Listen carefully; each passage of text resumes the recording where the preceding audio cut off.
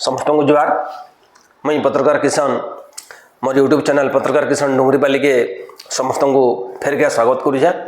गला 2-3 दिन हेलान news channel माले देखौछन कि जे सुना परे 56,000 टଙ୍କା ହେଇଯିବା। सुनिकरी छाती चल गला नहीं।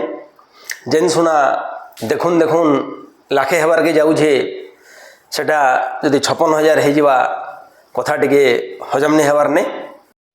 से लगी सत कथा जानमार लगी मुझे खबर भीतर के गली जिन जना पड़ा कि जे अमेरिकार गोटे financial service provider company jar ना कि मॉर्निंग स्टार से अनुमान करे आबार किसी बरस भितर सुनार दाम 40% तक कम हो। जदिओ खबर उपरे विश्वास नहीं लगबार तथापि ई खबर सद हो जे भगवान मंगल करबे।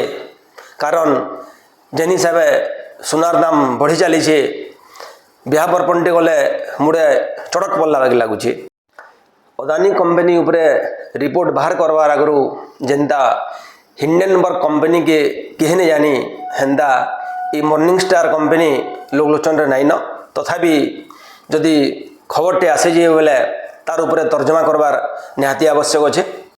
अनुमान करा जाउछे जे वर्तमान अमेरिकार राष्ट्रपति डोनाल्ड ट्रम्प जेन हिसाब अन्य देश मानकर उपरे एक्स्ट्रा टेरिफ लगौछन से तार प्रभाव रे मार्केटर स्थिति दुर्बल हो जाए बोली आशा करा होचे।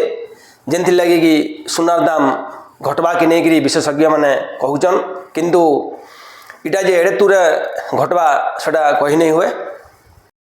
सियाड़े लालचंद ज्वेलर्स प्रतिष्ठाता तथा चेयरमैन संजय हंसकर 4 तारीख दिया गोटे स्टेटमेंट अनुसार जेनटा कि पेपर मान को भी बाहरी सुनार दाम 1,35,000 हो से अनुमान करुछन।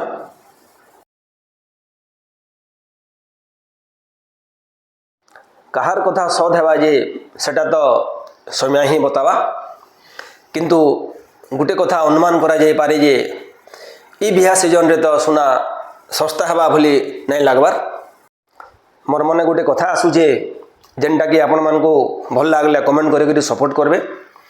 जेते बेले आमे सुना घिनसु सेते बेले से सुना उपरे सेटा केते कैरेट बोलिकरी लिखाई थीसी किंतु आमे केंता करी जानमा कि जे सुना उपरे जेते लिखाई जे से सुनाटा सेते कैरेट आए बोलिकरी। सेथिर लगी सुना के टेस्ट करवार लगी जदि सरकार व्यापक व्यवस्था करते बेले ग्राहक माने उपकृत हेते।